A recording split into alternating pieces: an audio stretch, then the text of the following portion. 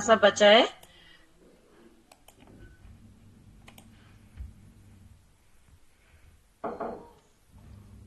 Yes.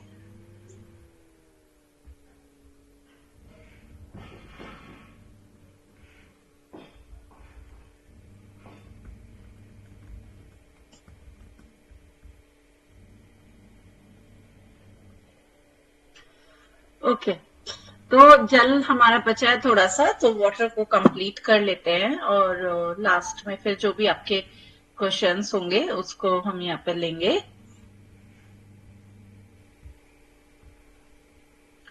तो पानी वैसे तो हमने शुरू कर दिया था, तो यहाँ पे पानी एक माध्यम और विलायक जल के कार्य देखते हैं यहाँ पर। तो पानी एक माध्यम और विलायक के रूप में पानी पाचन, रस, लसिका सहित सभी जो कोशिका के तरल पदार्थ है, रक्त, मूत्र, पसीना, इन सब में पानी होता है। शरीर की कोशिकाओं में होने वाली सभी भौतिक रासायनिक प्रतिक्रियाएं शरीर के तरल पदार्थ के विनिमयत वातावरण में होती हैं। पानी कई आवश्यक प्रक्रियाओं में प्रवेश करता है, जैसे हाइड्रोलिसिस जो पाचन में होता है, ऊर्जा देने वाले पोषक तत्वों के ऑक्सीकरण में पानी एक अंतिम उत्पाद है।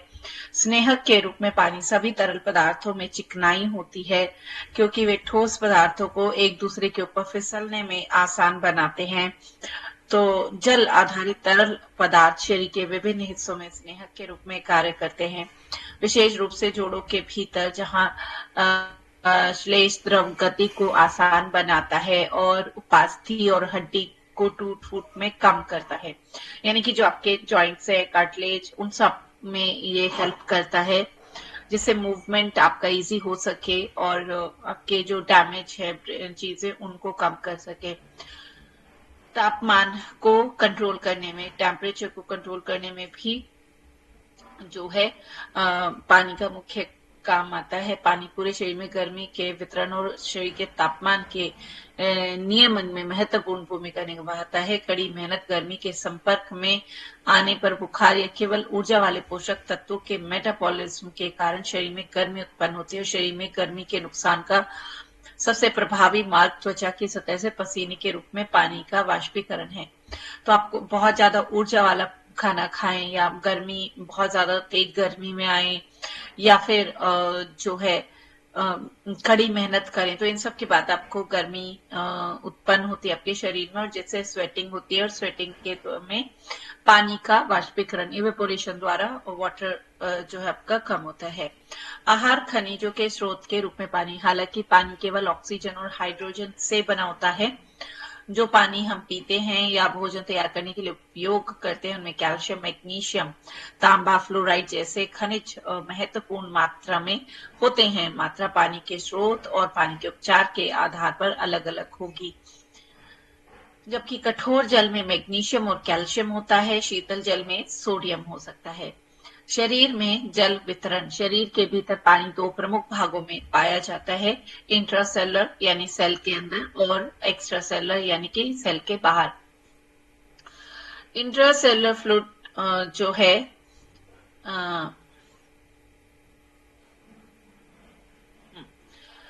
पानी की गति मुख्य रूप से शरीर में घोल में अकार्बनिक आयनों द्वारा उत्पन्न ऑस्मेटिक दबाव द्वारा नियंत्रित होती है। ये हम इसे कर चुके थे, तो यानी कि हाई टू लो कंसंट्रेशन की तरफ मूव करती है। तो जहां इंट्रासेलर जो पॉजिटिव चार्ज होता है, इसके विपरीत बाह्य जो सेल के बाहर ऑस्मोट तो पॉजिटिव चार्ज होता है। और तो जो बाह्य कोशिका द्रव में मौजूद प्रमुख धन आयन है, जो सोडियम और पोटेशियम आयनों के त्वरण में भिन्नता डिब्बों के बीच पानी के बदलाव का मुख्य कारण होते हैं। यानी हाई टू लो या पॉजिटिव टू नेगेटिव चार्ज की तरफ मूव करता है यहाँ पर वाटर। शेष पानी शरीर में तरल पदार्थों की मात्रा को कसकर नियंत्रित किया जाता है, क्योंकि असंतुलन हो सकता है।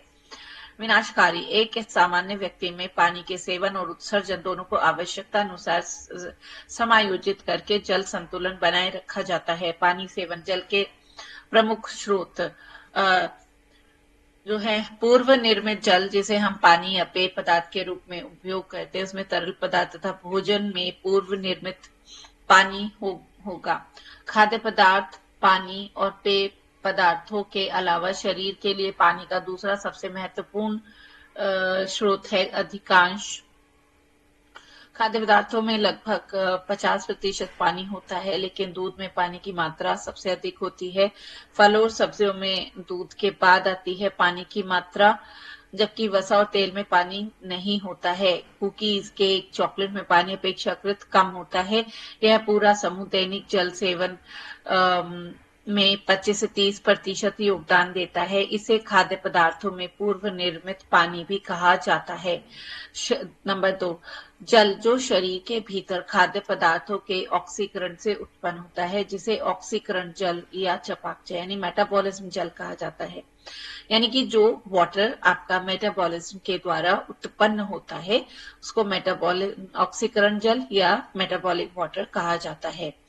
तो यहाँ पे अलग अलग मेटाबॉलिज्म से अलग अलग पानी की मात्रा उत्पन्न होती है। जैसे कि 1 ग्राम स्टार्च से 0.6 ग्राम पानी प्राप्त होता है, और ये स्टार्च से है।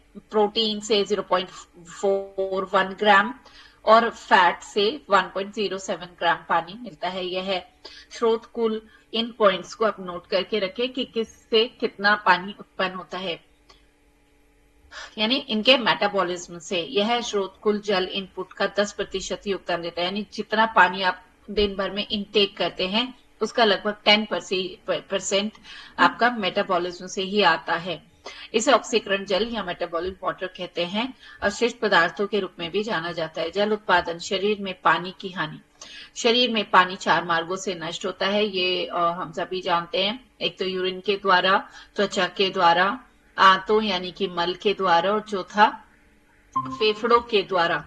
तो गुर्दों से हानि, यानी कि सामान्य वयस्क तो गुर्दों से 1 से 2 लीटर मूत्र डेली विसर्जित करते हैं, जिसे पानी अनिवार्य और इच्छित। तो इस तरीके से आपका वाटर लॉस हो रहा है। दूसरा, स्वेटिंग के माध्यम से, त्वचा से पानी कमी पसीने के माध्यम से होती है, जो असंवेदनशील या दृश्यमान हो सकती है। आंतों में मल में भी थोड़ी मात्रा में पानी होता है, लेकिन दस्त के दौरान इस पानी की मात्रा बढ़ जाती है। फेफड़ों से निकलने वाली हवा में भी पानी होता है, यानी जब आप एक्सेल करते हैं तो ये भी मॉइस्चर होता है, इसके अंदर यानी जल होता है। कोई भी स्थिति जिसमें श्वसन की दर बढ़ जाए तो पानी के लिए पोषण संबंधी आवश्यकताएं। जब श्वसन दर बढ़ जाती है, आपकी श्वास लेने की गति बढ़ जाती है, तो उसमें तो पानी के लिए पोषण संबंधी आवश्यकताएं। निकाय के पास जल भंडारण का कोई प्रावधान नहीं है, इसलिए स्वास्थ्य और शरीर की कार्यक्षमता बनाए रखने के लिए हम 24 घंटे में खाए गए पानी की मात्रा को बदल लेना चाहिए। पानी की सटीक आवश्यकता व्यक्ति के शरीर के वजन और जीवन शैली पर निर्भर करती है, यानी सभी का पानी की मात्रा समान नहीं चाहिए। हमारे लाइफ स्टाइल पर, हमारे वजन पर, इन सब फैक्टर्स पे पानी की रिक्वायरमेंट डिपेंड करती है। अनुशंसित ऊर्जा सेवन के आधार पर उचित भत्ता वयस्कों के लिए 1 मिलीलीटर पर केजी कैलोरी और शिशुओं के लिए 1.5 मिलीलीटर। इसका अनुवाद इस प्रकार है, यानी वयस्कों में 35 मिलीलीटर पर केजी, बच्चों में 50 से 60 मिलीलीटर पर केजी, और शिशुओं में पानी की आवश्यकता बहुत ज्यादा, यानी 150 मिलीलीटर पर केजी।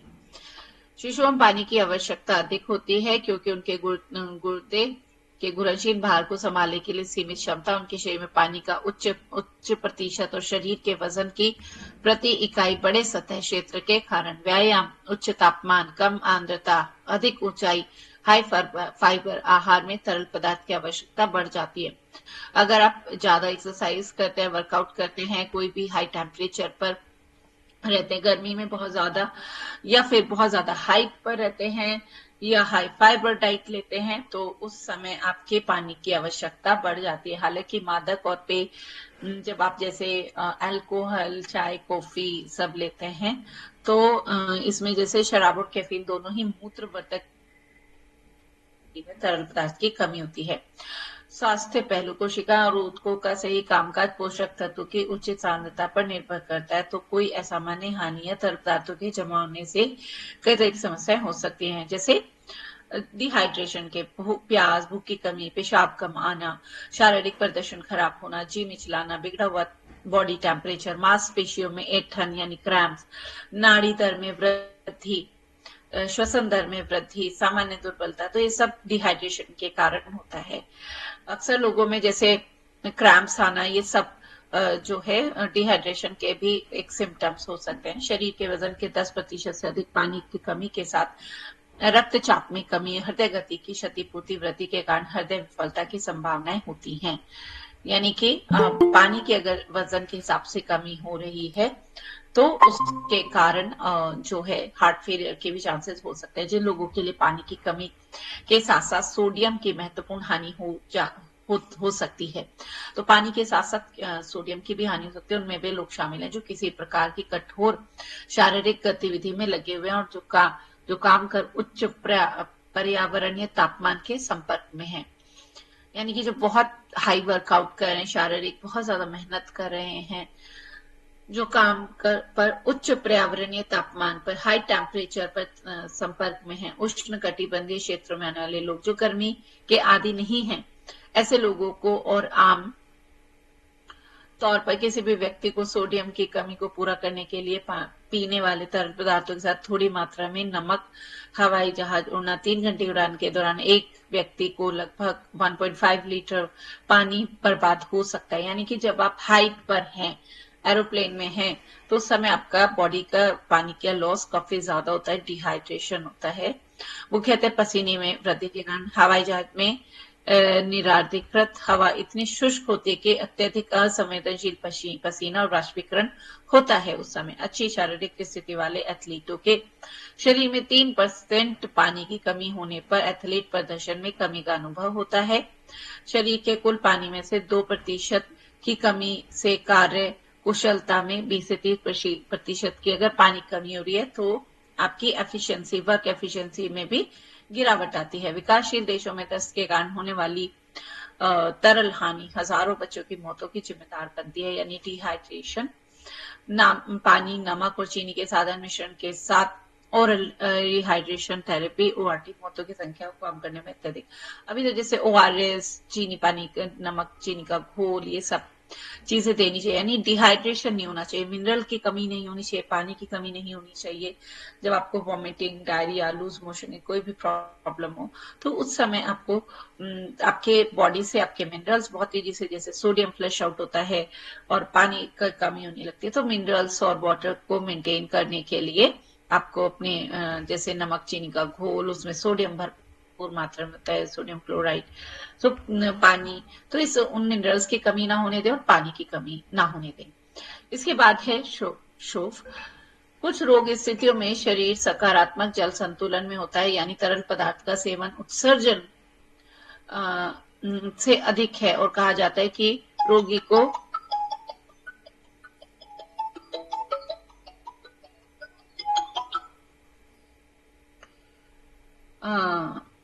एडीमा तब होता है जब शरीर में पानी सामान्य से 10% से अधिक के स्तर पर बढ़ जाता है, जब यानी कि शरीर में पानी की मात्रा ज्यादा हो रही हो।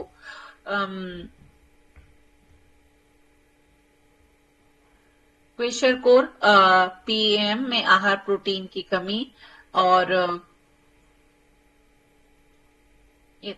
नेफ्रोटिक सिंड्रोम और कंजर्वेटिव कार्डिक विफलता, यकृत का सिरोलिसिस जैसी स्थितियां जब एडिमा देखी जाती है।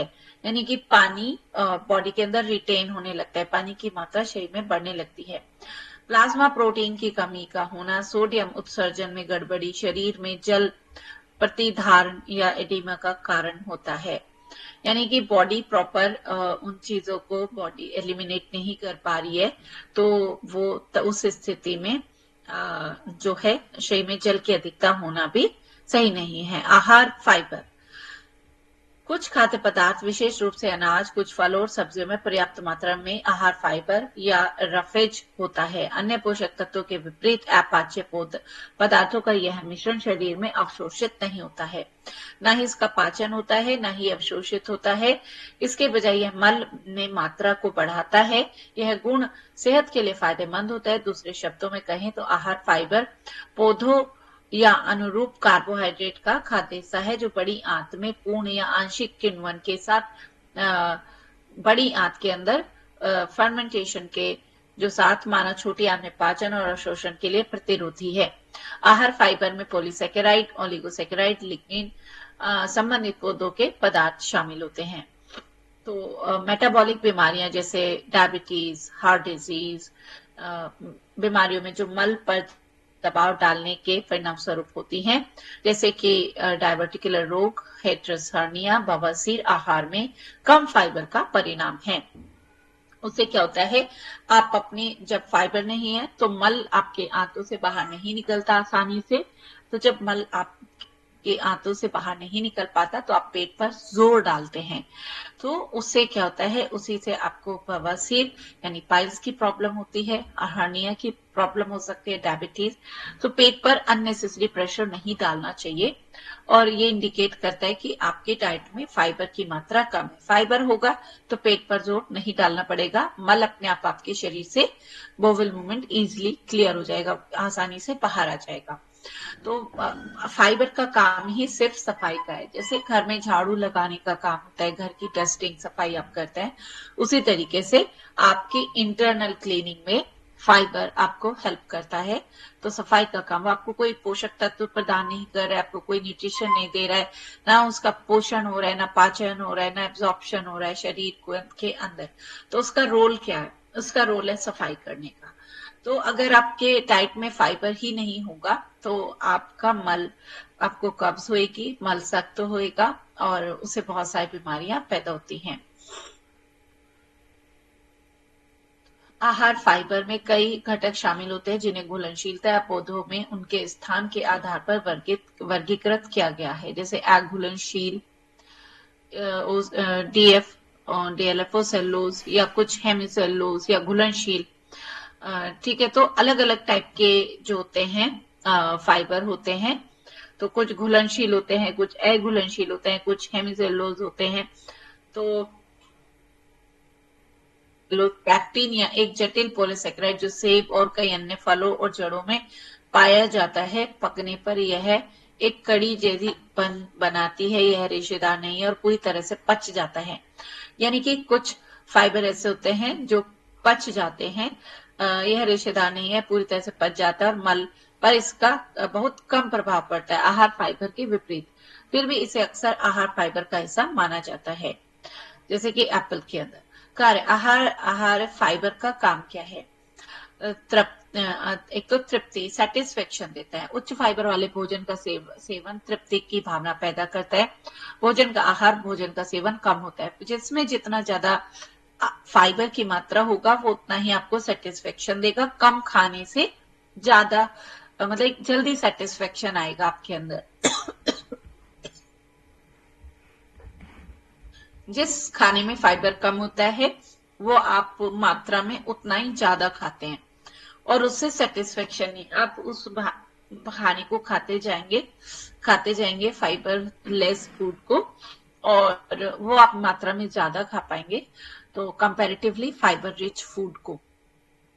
तो ये दूसरा है पोषक तत्वों का अवशोषण। फाइबर को शामिल करने से कुछ पोषक तत्वों के अवशोषण में बाधा दिखाई देती है। चिपचिपे पॉलीसेकेराइड को शामिल करने से भोजन के बाद ग्लूकोज स्तर की सांद्रता कम हो जाती है। यानी कि ग्लूकोज जो कि हमारे शरीर में एक्सेस में रहता है, तो उसको, उसके स्तर को, उसके लेवल को ये कंट्रोल करता है उसे। ठीक है, तो इसलिए भी फाइबर इनटेक बहुत जरूरी है। और आंत और कोलोन की अखंडता, आहार फाइबर विशेष रूप से किण्वन फाइबर आंत की अखंडता को बनाए रखने में महत्वपूर्ण भूमिका निभाते हैं। बड़ी आंत के लिए फाइबर बहुत महत्वपूर्ण काम करते हैं। मल का वजन को बढ़ाने में मदद करते हैं। उत्सर्जित मल के अलग अलग व्यक्तियों में एक समावधि में अलग अलग होती है। फाइबर का आपको फाइबर इनटेक करना चाहिए।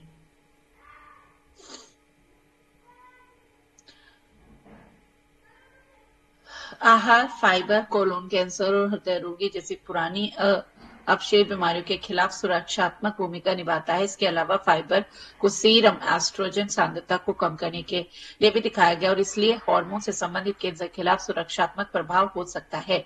हाल के अध्ययनों में पता चला है कि फाइबर सेवन से एंडोमेट्रियल कैंसर, डिम ग्रंथि कैंसर, प्रोस्टेट कैंसर खतरा कम हो जाता है अगर आप फाइबर रिच डाइट लेते हैं। तो फाइबर अपनी डाइट में इंक्लूड करना बहुत जरूरी है और इस प्रकार आहार फाइबर अब आहार के महत्वपूर्ण घटक के रूप में पहचाना जाता है। गैस्ट्रोइंटेस्टाइनल फिजियोलॉजी में एक महत्वपूर्ण भूमिका निभाता है और इसके कई संभावित स्वास्थ्य लाभ देखे गए हैं। फाइबर इनटेक के हमने calcium, phosphorus, magnesium, sodium, potassium, chloride के बारे में सीखा जो हमारे शरीर के लिए आवश्यक प्रमुख मैक्रो खनिज हैं। ये सभी मैक्रो खनिज हमारे दैनिक आहार का एक महत्वपूर्ण हिस्सा है और शरीर में संरचनात्मक और मेटाबॉलिक दोनों कार्य करते हैं। अधिकांश खनिज विशिष्ट एंजाइमों की गतिविधि का समर्थन करते हैं और इस प्रकार उत्प्रेरक कार्य में शामिल होते हैं। हालांकि सोडियम और पोटेशियम मुख्य रूप से अपना स्थान बदलकर यानी प्लाज्मा झिल्ली के एक तरफ से दूसरी तरफ बदल कर कार्य करते हैं। विनिमयन या तो शोषण या उत्सर्जन का भंडारण करने के स्तर पर होता है। इसके अलावा ये खनिज एक दूसरे और अन्य पोषक तत्वों के साथ परस्पर क्रिया करते हैं। इससे उनकी जैव उपलब्धता प्रभावित होती है। इसलिए सभी पोषक तत्वों की उचित मात्रा में युक्त आहार का सेवन करने की आवश्यकता होती है। हमने लगभग 8 शारीरिक रूप से महत्वपूर्ण सूक्ष्म खनिजों जैसे लोहा, जस्ता, तांबा, selenium, chromium, manganese, iodine, fluorine का अध्ययन किया।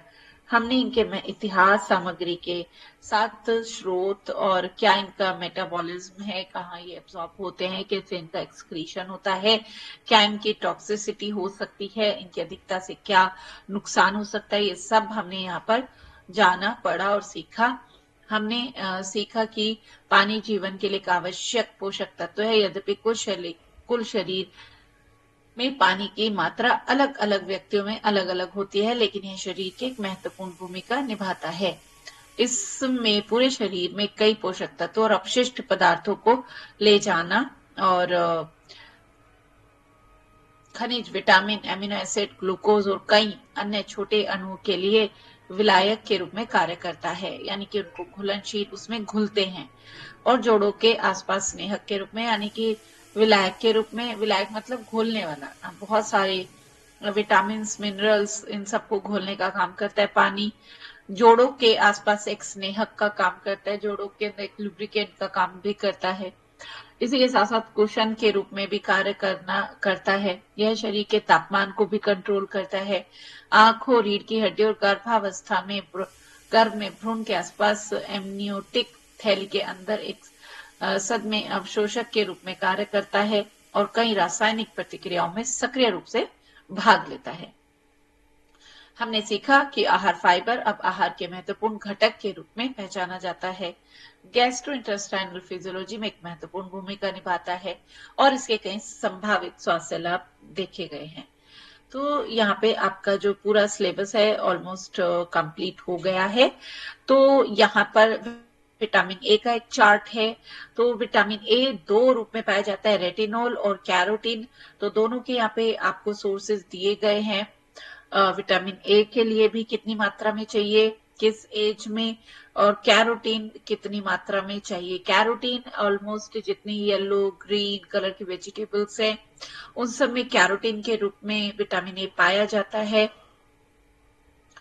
ठीक है, इसके बाद आपका जो चार्ट है विटामिन डी, ये भी मात्रा इसमें WHO और ICMR दोनों के अकॉर्डिंग यहाँ पे सजेस्ट की गई है, ऑलमोस्ट सेम है। 200 IU जो है इसकी एक एवरेज रिक्वायरमेंट है।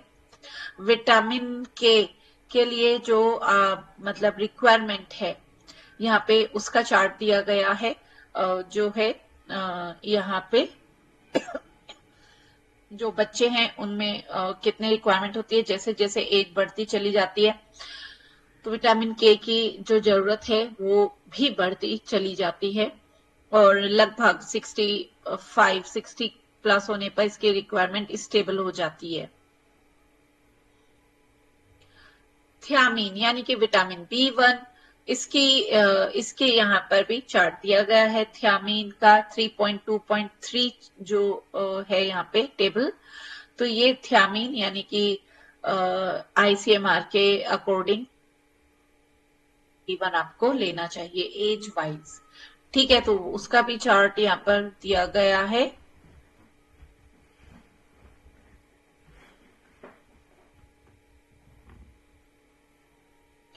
फिर B2 राइबोफ्लेविन का चार्ट भी है यहाँ पर।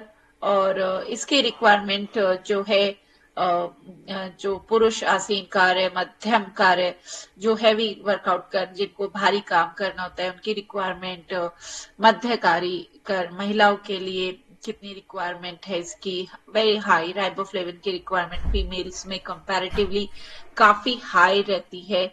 और इसके बाद जो टीनेजर्स होते हैं उसमें थोड़ा नॉर्मल रहती है।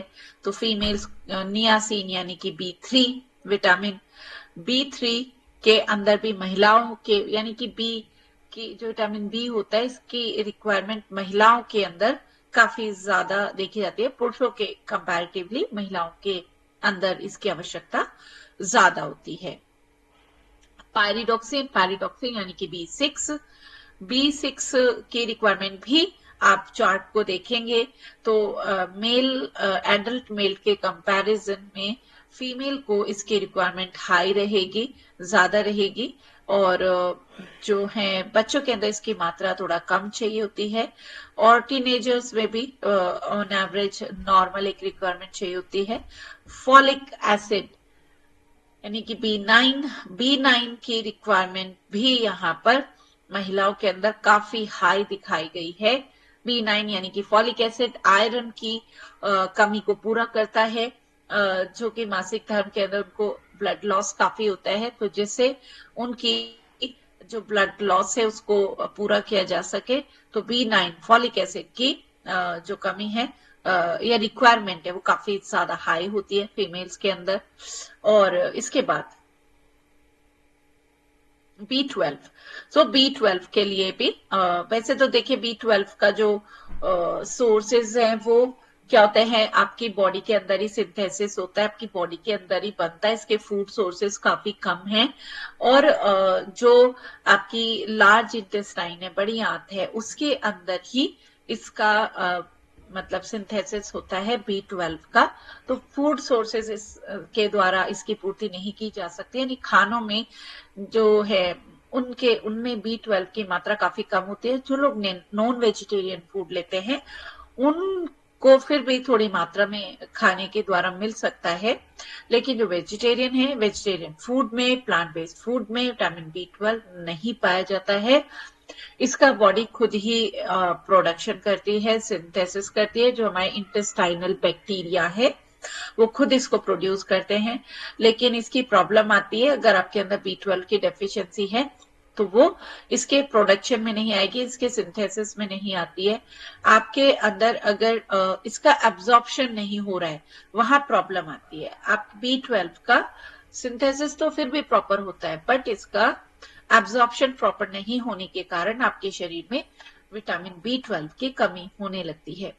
और एब्जॉर्प्शन कई कारणों से होता है। अगर आपको कब्ज रहती है, कैल्शियम की कमी है, प्रोटीन की कमी है, तो विटामिन B12 की कमी होने लगेगी। तो विटामिन सी की जो रिक्वायरमेंट है वो महिलाओं में पुरुषों में ऑलमोस्ट सेम है। बच्चों के अंदर काफी हाई रहती है क्योंकि ग्रोथ के लिए भी जरूरी है जो विटामिन सी होता है। विटामिन सी जो है ये आपकी पूर्ति करता है, एक तो ग्रोथ को हेल्प करता है, आपके कोलेजन को, जो सेल्स को आपस में, कोलेजन एक प्रोटीन है, ये हमने पढ़ा था जब प्रोटीन का हमने टॉपिक पढ़ा। तो कोलेजन एक प्रोटीन है। तो प्रोटीन कोलेजन का काम है हमारी सेल्स को आपस में जोड़ने का, बाइंड करने का। तो जब बच्चा ग्रो कर रहा होता है, बढ़ रहा होता है, सेल बन रही होती है, तो उस समय कोलेजन की भी जरूरत ज्यादा होती है। ओवरऑल डेवलप की मात्रा ज्यादा चाहिए होती है। तो बच्चों के अंदर जो लगभग आपके 6 से 12 महीने के बच्चे होते हैं उनके अंदर काफी ज्यादा मात्रा में चाहिए होता है विटामिन सी। उनकी इम्यूनिटी को भी मेंटेन करने के लिए, आपकी टॉक्सिसिटी को भी कम करता है। आपके शरीर में जो खाने की, दवाइयों की टॉक्सिन्स, केमिकल्स की जो टॉक्सिसिटी होती है उसको कम करने में मदद करता है विटामिन सी। तो विटामिन सी के बहुत अच्छे सोर्सेज हैं, जैसे कि अमरूद, आंवला, ड्रमस्टिक, तो ये इसके बहुत ही आसानी से मिलने वाले पपीता, नींबू, ऑरेंज, तो ये इसके सोर्सेज है विटामिन सी के। तो आप विटामिन सी पे हमेशा ध्यान रखें। ब्लीडिंग में काफी, जैसे गम्स से ब्लीडिंग होना, गम्स का वीक होना, तो इस तरीके से आपकी ओवरऑल हेल्थ में काफी, आपकी स्किन की, ग्लोइंग स्किन के लिए भी विटामिन सी काफी जरूरी है। तो इसका जो एडल्ट्स के लिए, मेल और फीमेल में बराबर मात्रा में चाहिए होता है। बच्चों के अंदर ग्रोथ को क्योंकि कंट्रोल करता है, तो बच्चों के अंदर विटामिन सी ज्यादा चाहिए होता है। वसा में घुलनशील विटामिन कौन कौन से हैं? ए, डी, ई, के। तो vitamin A, D, E and के, तो यहाँ पर जो है इनके सोर्सेज दिए गए हैं। विटामिन ए के सोर्सेज जैसे रेटिनोल के सोर्सेज है, ऊपर है लीवर, अंडे की जर्दी, क्रीम, मक्खन, मतलब जो एनिमल बेस्ड फूड हैं वो सब रेटिनोल के सोर्सेज हैं। और जो कैरोटीन है वो सभी पीली नारंगी सब्जियां, हरी पत्तेदार सब्जियां। ठीक है, तो बहुत आसान है। तो रेटिनोल चाहे आपका मीट है या मिल्क है, मिल्क बेस्ड प्रोडक्ट्स है, और इन सब में रेटिनोल होता है। और आपके जो कैरोटीन है वो सभी वेजिटेबल्स में होंगी, येलो, ग्रीन, ऑरेंज कलर की वेजिटेबल्स में कैरोटीन। विटामिन डी जो है त्वचा पर, ये हमारी बॉडी खुद बनाती है। विटामिन डी का प्रोडक्शन बॉडी के अंदर होता है, वो होता है स्किन के नीचे।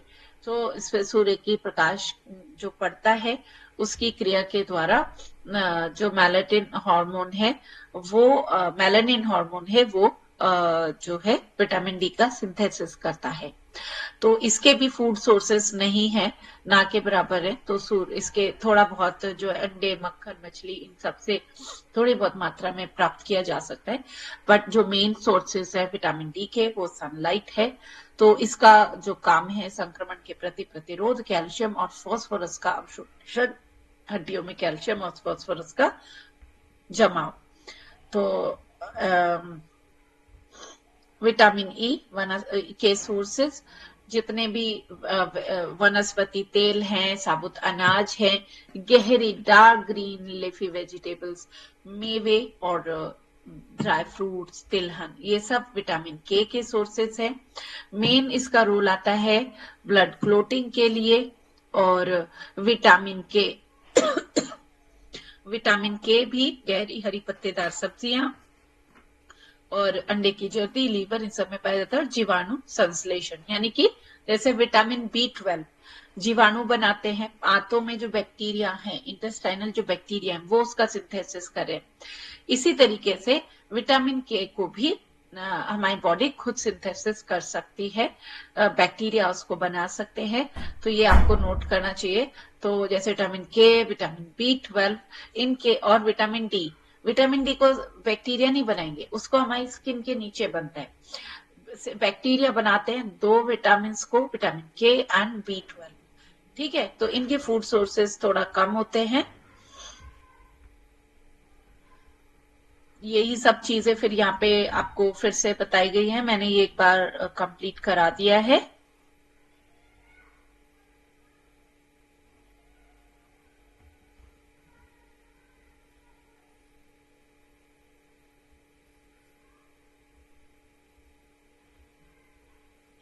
ये सब मिनरल्स का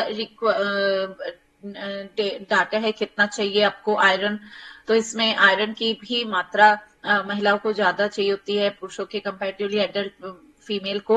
और एडल्ट फीमेल से भी ज्यादा चाहिए होती है गर्भावस्था के दौरान, यानी कि जो प्रेगनेंसी है उसके दौरान आयरन की डेफिशिएंसी, मतलब आयरन की रिक्वायरमेंट काफी हाई होती है।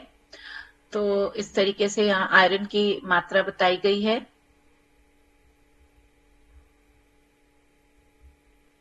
और जो टीनेजर्स होते हैं उनमें भी आयरन की मात्रा, आयोडीन की मात्रा फिर यहाँ पर बताई गई है। आयोडीन की मात्रा भी गर्भावस्था के दौरान काफी हाई होती है, काफी ज्यादा। तो बस यहीं तक है। अभी आपका कोई जो भी मतलब विटामिन मिनरल्स ये सब चीजें आई होप आपको काफी समझ आ गए होंगे। तो इनके सोर्सेज इनके मतलब इजी है, इतना डिफिकल्ट नहीं है। तो अभी जो भी आपके डाउट हैं अभी ये आपके पास हैं 20-25 मिनट, तो आप इसमें अपने डाउट पूछ सकते हैं अगर आपके कोई डाउट्स हैं तो।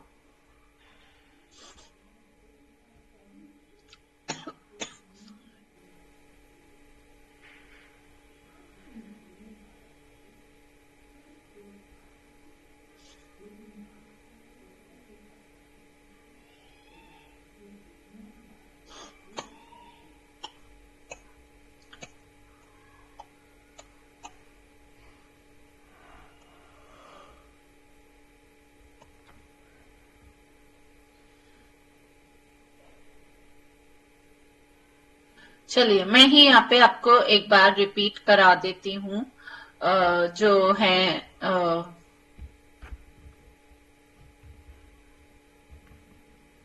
कुछ टॉपिक्स को।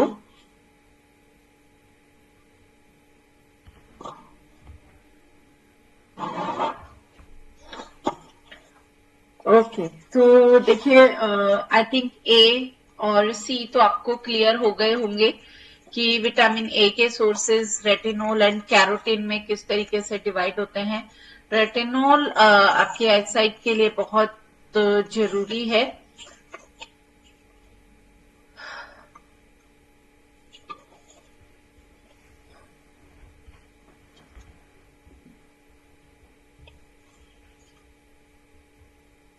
तो यहाँ पर विटामिन ए और retinol is found in the food और animal origin, while carotene is provided by food of both plant and animal origin. Vitamin A can either be ingested or synthesized within the body from plant keratin. Those who intake of vitamin A is only in the form of keratin should take a daily recommended amount of as follows. Men की requirement होती है 24 mcg, women की भी इतनी होती है। Lactating mother की जो रिक्वायरमेंट है वो हाई हो जाती है और बच्चों की भी उतनी ज्यादा नहीं रहती। सबसे हाई विटामिन ए की रिक्वायरमेंट होती है लैक्टेटिंग मदर, जो दूध ब्रेस्ट फीडिंग मदर होती हैं उनकी काफी हाई होती है। और as a concentrated solution retinol is approximately 80% of vitamin A is absorbed in the human system. It is passed along with fat through the lymphatic system into the blood. तो ये fat जो है fat dissolving vitamin है, तो ये जो होता है it is passed along with fat, fat के साथ ये मूव करता है थ्रू द लिम्फेटिक सिस्टम से आपके ब्लड स्ट्रीम में। The absorption of vitamin A increases if it is taken with fat, तो उसके एब्जॉर्प्शन को बढ़ा देता है। विटामिन ए के एब्जॉर्प्शन बढ़ जाता है अगर आप उसे फैट के साथ लेते हैं। Absorption is more rapid in man than in women, women's की कंपैरेटिवली पुरुषों में इसका एब्जॉर्प्शन ज्यादा तेजी से होता है। The absorption of this vitamin is poor in the case of diarrhoea, jaundice और एब्डोमिनल डिसऑर्डर। अगर आपके को डायरिया, जॉन्डिस इससे कोई डिसऑर्डर है तो उसमें इसका एब्जॉर्प्शन स्लो हो जाता है। Vitamin A is stored in the liver, ये लीवर में स्टोर होने वाला विटामिन ए है। जो हमारे फैट सॉल्युबल विटामिन है ये आपके लीवर में स्टोर हो जाते हैं, जबकि वाटर सॉल्युबल विटामिन जो हैं जैसे कि बी एंड सी ये ये स्टोर नहीं होते हैं। जो मैंने आपको स्टार्टिंग में बताया था, ये जितनी बॉडी की रिक्वायरमेंट है डेली बेसिस पे उसको पूरा करने के बाद बॉडी से एलिमिनेट हो जाते हैं डेली, और चाहे वो यूरिन के थ्रू हो, चाहे स्वेटिंग के थ्रू हो, या फिर आपके स्टूल के थ्रू हो। तो यानी कि किसी भी अलग अलग विटामिन अलग अलग तरीके से एलिमिनेट होता है। तो ये बॉडी वाटर सोल्युबल विटामिन को स्टोर नहीं करती है। विटामिन ए एक फैट सोल्युबल विटामिन है, तो इसलिए इसका स्टोरेज होता है वो भी लीवर के अंदर। Thus, an average liver weighing तो approximately 20% of vitamin A which is not absorbed is excreted लगभग 20% जो विटामिन ए है वो एक्सक्रीट हो जाता है 1 से 2 दिन के अंदर आपके मल के द्वारा। 80% एब्जॉर्ब कर लिया जाता है। About 20 to 50% either combined with or burn down into product that are excreted within about 1 week in the feces or urine. The remainder 30 to 60% of the absorbed vitamin is stored. तो जो आपने absorb कर लिया आपके शरीर ने 80%, उसमें से अधिकतर हिस्सा जो आपका शरीर यूज करता है उससे यूज कर लेता है, बाकी हिस्से को स्टोर कर देता है। So the best defined function of vitamin A is its role in vision. It provides the required stimulation of vision in the retina. In addition, growth, reproduction, maintenance of life. It is build up resistance to respiratory and other infection. तो यानी कि ये आपके growth, reproduction के लिए जरूरी है और आपके रेस्पिरेटरी सिस्टम के लिए भी जरूरी है। And keep the mucous lining membrane of the body, especially those of eyes, lungs, इन सबकी लाइनिंग को हेल्दी रखता है। फिर सोर्सेज की वही बात जो मैंने आपको पहले बता दी है, सोर्सेज इसका हम बता ही चुके हैं आपको किस किस तरीके से। बथुए के अंदर जैसे अभी विंटर्स आ रही है, बथुआ भी एक बहुत अच्छा सोर्स है विटामिन ए का। इसमें चौलाई के पत्ते, मूली के पत्ते, मेथी के पत्ते, मूली, बथुआ, इन सभी के अंदर भरपूर मात्रा में विटामिन ए पाया जाता है। ठीक है। सो एक्ने जो दाने फुंसियाँ निकलते हैं वो भी विटामिन ए की कमी से निकलते हैं। और B1 थियामीन या थायमीन जो है, थायमीन यानी कि B1 जो है बी कॉम्प्लेक्स के रूप में पाया जाता है। अलग अलग तरीके, अलग अलग इसमें विटामिन होते हैं। B1, B2, B3, B5, B6, B8, B9, B12, 8 प्रकार के विटामिन होते हैं जो मिलके एक बी कॉम्प्लेक्स बनाते हैं और सभी मिलके एक साथ काम करते हैं। तो इसमें से B1 यानी कि थायमीन या thiamine promote growth, protect of heart muscles को प्रोटेक्ट करती है, ब्रेन मसल्स को, ब्रेन के एक्शन को कंट्रोल करती है। It play an important role in the normal functioning of entire nervous system के लिए भी जो आपका B1 है बहुत जरूरी है और आपके पाचन के लिए ये काफी अच्छा हेल्प करता है। और it has mild diuretic effect. Okay. और इसके जो B1 के जो बी है ओवरऑल जो कॉम्प्लेक्स है पूरा का पूरा, ये आपके अनाजों के अंदर भरपूर मात्रा में पाया जाता है। अच्छे सोर्स है जैसे कि चावल, जौ, बाजरा, सभी अनाज, ओट्स। तो इन सभी में हर प्रकार का जो बी कॉम्प्लेक्स है, हर प्रकार का बी विटामिन है, वो इसके सारे खूब अच्छे सोर्सेज हैं। उन सब में आप इन्हें पूरी अच्छी तरीके से, लोटस स्टेम तो वो एक काफी अच्छा सोर्स है, उसके अंदर काफी अच्छी मात्रा में विटामिन, मिनरल्स भरपूर मात्रा में होते हैं।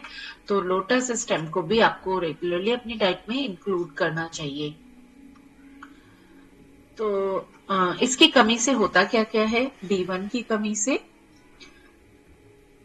लैक ऑफ थायमीन, आपको भूख कम लगने लगती है, आपका डाइजेशन वीक हो जाता है, क्रोनिक कॉन्स्टिपेशन, कब्ज बहुत ज्यादा हो जाती है, वजन कम होने लगता है, मेंटल डिप्रेशन, नर्वस एग्जॉस्शन, नींद ना आना, ये सब, muscle weakness, slow heartbeat, irritability, so ये सारी प्रॉब्लम आपके अंदर B1 के कारण हो सकती हैं। ठीक है।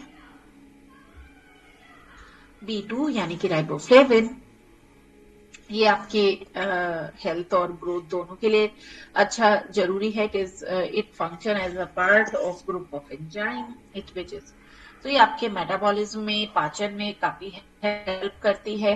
तो इस तरीके से कार्बोहाइड्रेट, प्रोटीन और फैट इन सब के पाचन में हेल्प करता है B2 राइबोफ्लेविन। और इसके जो इसके कमी से आपके रेड, बहुत से लोगों की आपने देखा होगा काफी रेड रहने लगती हैं, आंखों बिल्कुल रेड हो जाती हैं।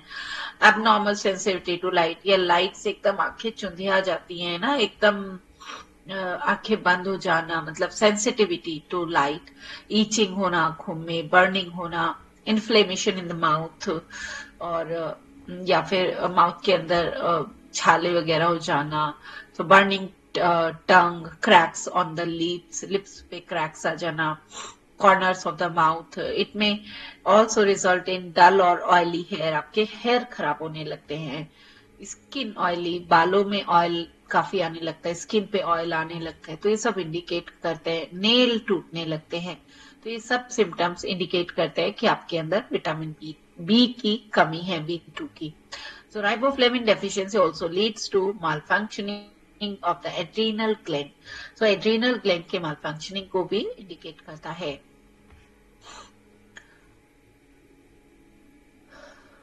इसके भी सोर्सेज वही हैं, जितने भी मिलेट्स हैं, अनाज हैं, जैसे कि बाजरा, मक्की, गेहूं, चावल, तो ये सब बहुत अच्छे सोर्सेज हैं।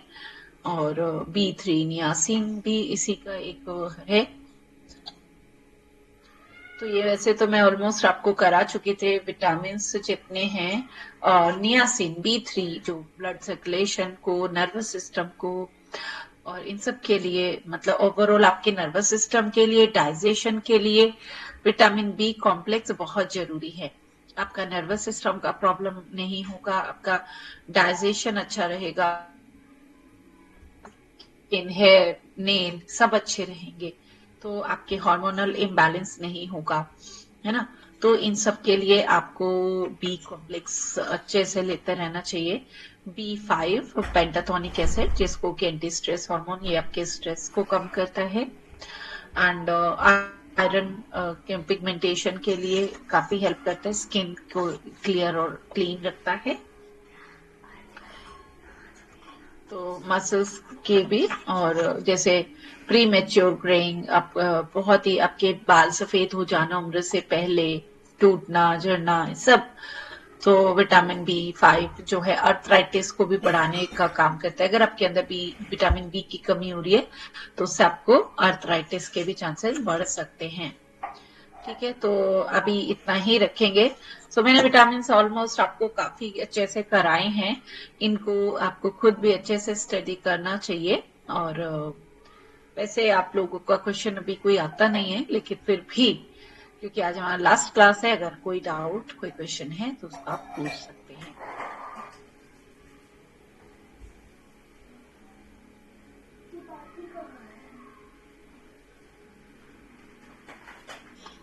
चलिए, ओके, आपका क्वेश्चन नहीं है। लास्ट टॉपिक 5 मिनट में मैं यहाँ पे आपको फाइबर पढ़ा देती हूँ, बता देती हूँ। वैसे तो फाइबर उसमें हमने पढ़ लिया है, बट प्रैक्टिकली फाइबर का फंक्शन क्या है वो भी मैं आपको बता चुकी हूँ।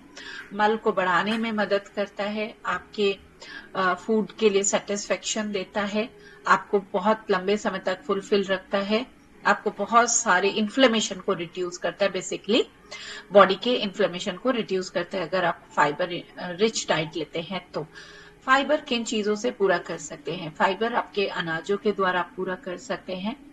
अनाज के अंदर जैसे कि गेहूं को चोकर के साथ खाएं, और अलग अलग अनाज यूज करें, मोटे अनाज जिनके अंदर काफी अच्छी मात्रा में फाइबर होता है। तो आप जितने अलग अलग ग्रेन्स यूज करेंगे, सीरियल्स यूज करेंगे, तो उसमें आपको फाइबर बहुत अच्छी मात्रा में मिलेगा, और फाइबर की मात्रा पूरी होगी आपके अंदर। फाइबर के इंटेक के लिए आप फ्रूट सैलेड्स ले सकते हैं, फ्रूट्स के अंदर भी फाइबर पाया जाएगा अच्छी मात्रा में, सैलेड्स के अंदर। तो इस तरीके से आप इन सब चीजों से अपने फाइबर इंटेक को बढ़ाएं। रिफाइंड फूड कम खाएं, रिफाइंड फूड के अंदर फाइबर नहीं होता है, तो ऐसा खाना ना खाएं, ऐसा अनाज ना खाएं जिसमें फाइबर ना हो। नॉर्मली पैकेज्ड जो आटे आते हैं उसके अंदर भी फाइबर नहीं होता है, तो ऐसा आटा खाने से आपका आंतों के अंदर सफाई नहीं होती है, वहीं पे गंदगी बढ़ती चली जाती है। तो अगर आप फाइबर रिच फूड खाएंगे तो आपको ना ही गैस होएगी, ना ब्लॉटिंग होएगी, आंतों साफ रहेंगी, न्यूट्रिशन का एब्जॉर्प्शन अच्छे से होगा। तो इस तरीके से फाइबर इनटेक आपके लिए बहुत जरूरी है, उस पर आपका सबसे ज्यादा ध्यान होना चाहिए। ठीक है, चलिए।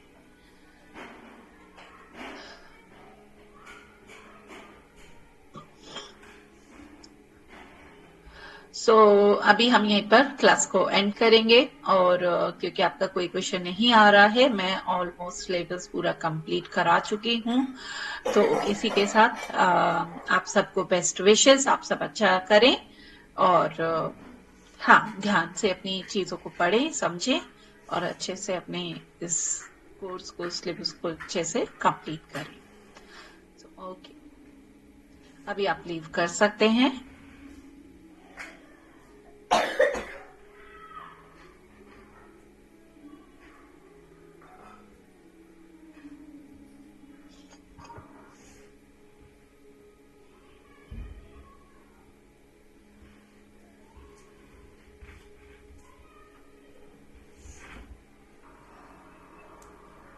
धन्यवाद madam, thank you very much for given all the information.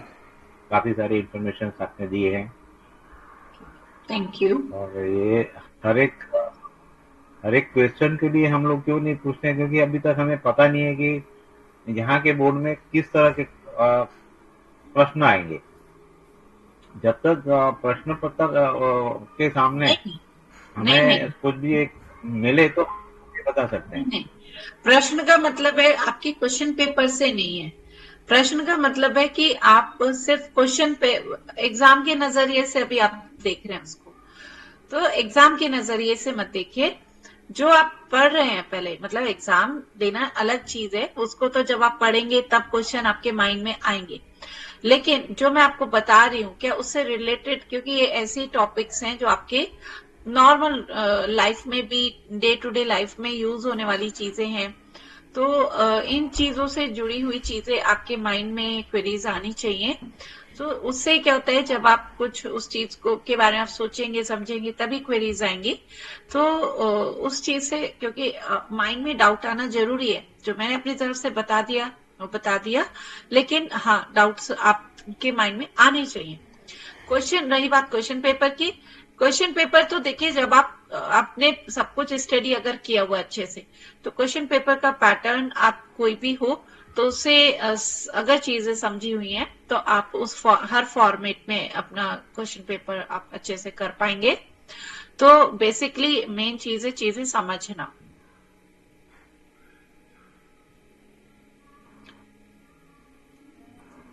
धन्यवाद। मेन चीजें समझने में कोई दिक्कत नहीं आती है, क्योंकि ये अपनी रीजनल लैंग्वेज है। पहली चीज, दूसरी चीज, आपने जो भी पढ़ाया बहुत बहुत अच्छी तरह से समझाया गया है। इसमें हम लोग क्यों क्वेश्चन नहीं करते हैं, क्योंकि ये सारी चीजें हम लोग डे टू डे लाइफ में अलग प्रकार से, मैं बम्बई से हूँ तो हम लोग उसको जो यूज करते हैं वो अलग तरह से करते हैं। और विटामिन के जो भी माध्यम हम लोग को चाहिए, तो यहाँ पे जब हम लोग आप देख रहे होंगे मेरा नाम क्या है, तो उस हिसाब से हम उसको उसी फॉर्म से बहुत छोटी मात्रा में, या तो नेचुरोपैथ में उसको इक्वलेंट फ्रूट क्या है या सब्जी क्या है, वो हिसाब से उसको रिकमेंडेड करके उससे हम लोग उसका रिफंड ले लेते हैं पेशेंट से। भाई 3 दिन 5 दिन करने के बाद हमें तुम बताओ क्या होता है, और उसका अपडेट ये मिलता है कि वो उसका इस्तेमाल करने के बाद वो काफी अच्छी तरह से उसका रोग का निवारण हो रहा है। तो फिर उसको बोलते हैं भाई ये 7 दिन कर लो, बोलते हैं रोग का भी समाप्ति हो गई, जो हमारे लिए खुशी की बात होती है। हाँ, तो वही है कि चीजों की तरफ सोचना समझना जब शुरू करते हैं तो चीजें का सॉल्यूशन मिलता है। और तो आप सबको बेस्ट विशेस और अच्छे से आप आगे अपने करियर में अच्छा करें सब। तो थैंक यू।